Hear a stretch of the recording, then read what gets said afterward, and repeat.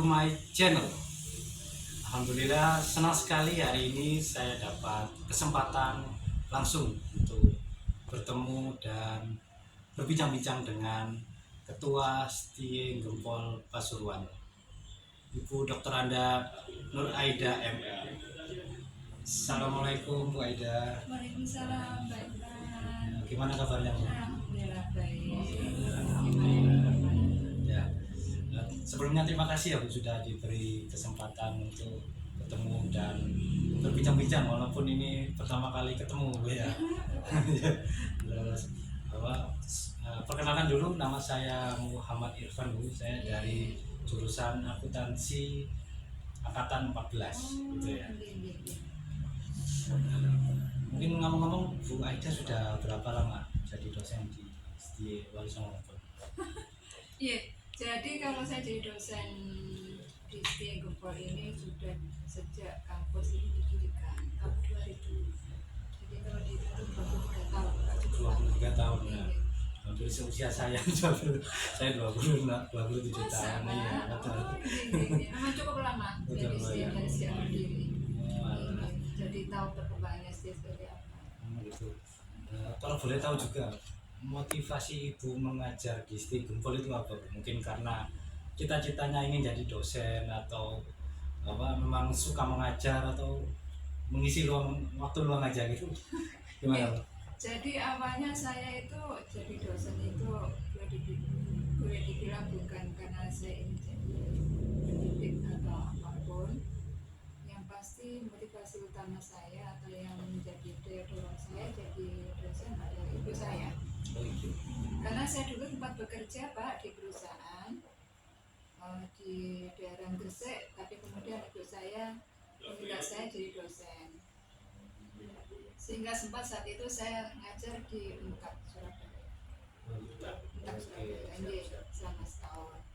Kemudian tahun 2000 kebetulan LPM Wali Songo itu mau membuka sekolah tinggi dengan tujuan untuk menarik lulusan SMA dan sederajat itu untuk bisa meneruskan di sekolah tinggi Wali Songo. Jadi diharapkan masa sih dari lulusan SMA Wali Songo dan sederajat itu katakan 1%, 10% bisa langsung masuk ke sekolah tingginya Wali Songo kan sudah bagus. Harapannya ke sana. Jadi akhirnya dari UNTAP saya akhirnya kan ada rencana Wali Songo di sekolah tinggi yang minat saya berdaya saya ngajar di Wali Songo di STIE. Saya STIE Gempol lah. Ya, yang merupakan bagian dari LPM Wali Songo. Jadi kalau dibilang saya memang ingin jadi pengajar sebetulnya tidak. Tapi dalam perjalanan ya alhamdulillah paling tidak saya masih ya kalau dikatakan kontribusi untuk membangun anak-anak muda ini ya terlalu jauh, tapi paling tidak ada sedikit lah yang bisa saya berikan. Karena sebetulnya menjadi seorang guru, seorang dosen, itu adalah seorang pendidik. Paling tidak dengan menjadi pendidik kita ada sesuatu yang bisa kita berikan ke anak kita. Kan yang penting dalam pendidikan itu kan bukan hanya ilmu yang kita kasih dalam setiap hari perkuliahan. Yang penting sebagai seorang pendidik adalah bagaimana kita pendidik, guru ataupun dosen bisa berikan nilai-nilai yang nilai-nilai kebaikan yang bisa kita share. Minimal kita paling enggak berikan nilai dari sisi apa sih yang kita tampilkan ke mahasiswa ke anak didik kita. Kalau dosennya dari sisi memberikan perlakuan ke mahasiswa dengan santun dan baik, paling enggak itu contoh anak kita. Paling enggak perasaan dosen itu bisa menjaga kedisiplinan, itu juga contoh untuk mahasiswa kita.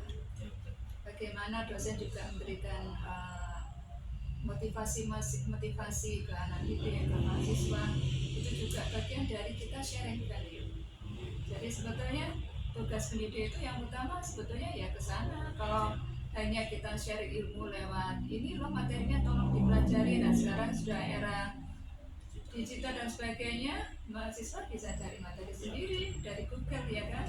Tapi kalau sharing tentang value kebaikan nilai-nilai kehidupan itu tapi yang tidak bisa bicara karakternya itu harus ada sentuhan langsung antara dosen dan mahasiswa. Jadi itu Ya, betul. Saya, alhamdulillah di sana. Jadi akhirnya saya melihatnya ya sebagai dosen ada pendidik ya ke sana lah kita larinya. ya, ya, saya juga ngerasain sendiri Bu, ya, kayak saat saya bertemu sama Bu Vidya, Bu Endang itu mereka sih sangat welcome gitu, karena ayomi ke mahasiswanya gitu, ya kayak kaku bahasa gimana, sangat luas gitu. Jadi saya ya, merasa nyaman lah ada di kampus. Terus kalau Bu Aida sudah berapa lama menjabat jadi ketua? Jadi begini, kalau ketua itu masih 1 bulan Pak. Masih 1 bulan Bu ya? Siap. Iya, masih belum lama. Karena ketua yang sebelumnya itu ada pertimbangan khusus dari beliaunya, mungkin pertimbangan kesehatan apa.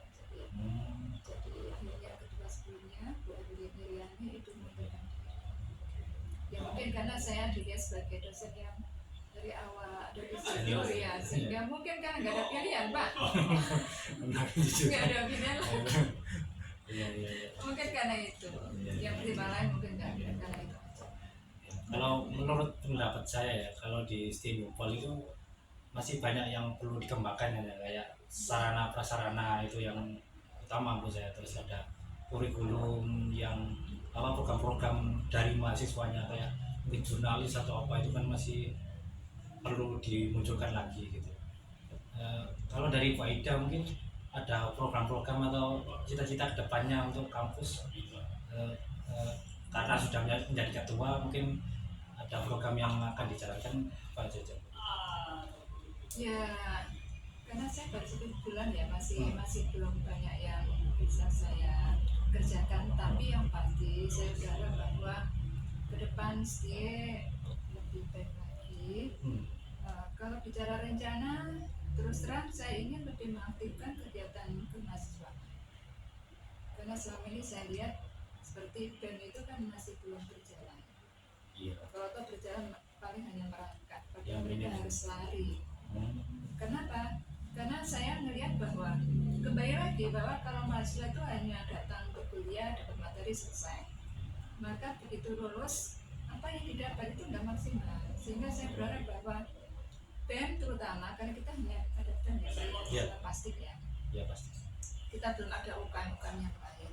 Jadi ya minimal dengan BEM ini saya berharap mereka bisa lebih aktif mengadakan kegiatan Pak. Nggak tahu itu berupa seminar atau kegiatan yang lain, mungkin pelatihan yang saya harapkan, sehingga mahasiswa lulus dari kampus kita paling nggak punya ilmu tambahan. Saya berharap demikian.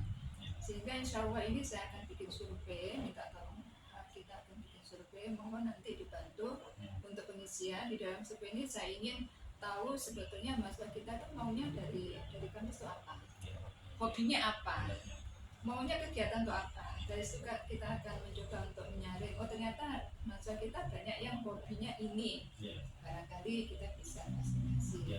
Ada banyak mahasiswa yang ingin kegiatannya ini, berarti kita bisa fasilitasi. Kemarin ada mahasiswa yang ingin kita mengadakan pelatihan DKV, desain komunikasi visual.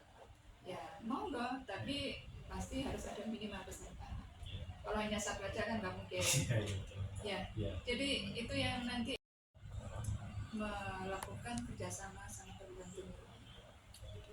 Iya, karena itu yang kita selama ini masih sangat kurang. Iya Bu, soal BEM juga sebenarnya saya juga, kalau menurut saya pribadi ya, saya juga lebih gregetan. Saya kan di pekerjaan saya payroll itu kan dalam ruang lingkup HR juga. Jadi di tempat kerja saya itu saya juga tidak jarang kayak mengelola event atau acara-acara training atau apapun itu.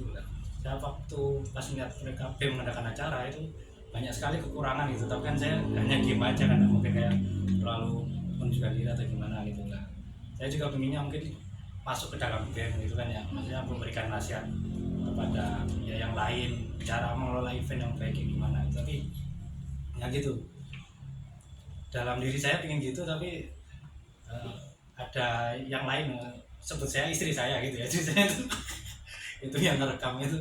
Jadi istri saya tuh kayak agak keberatan gitu saya masuk BEM, soalnya kan saya juga pulangnya malam-malam gitu, dari Senin sampai Jumat itu pulangnya sampai rumah jam 9 jam 10 gitu kan jauh, terus juga pulangnya malam lembur gitu. Makanya waktu di rumah kan memang hanya Sabtu Minggu, itu pun kalau nggak lembur juga gitu.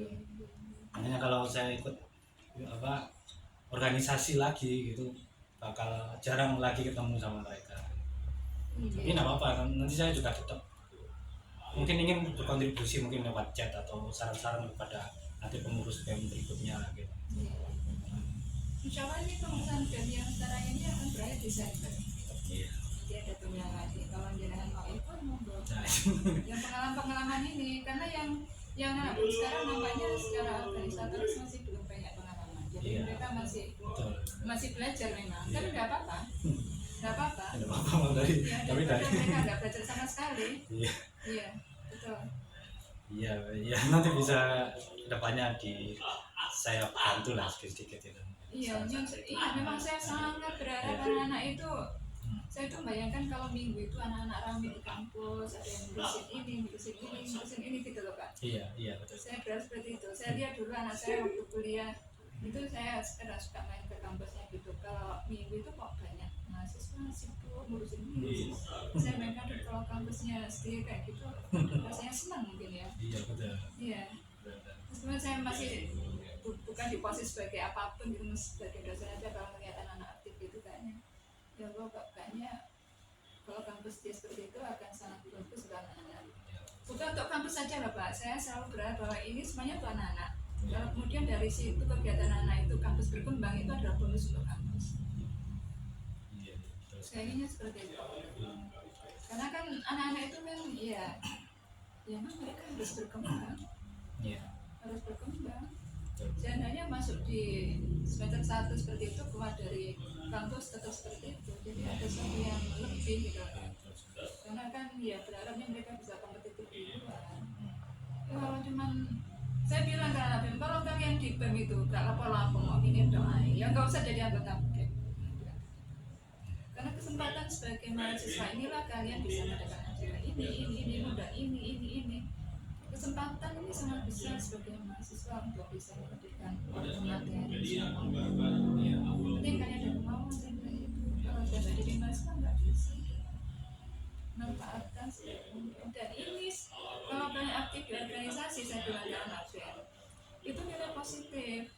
Karena apa? Karena pada saat kalian nanti bikin CV untuk cari kerjaan, itu kan bisa masuk di CV.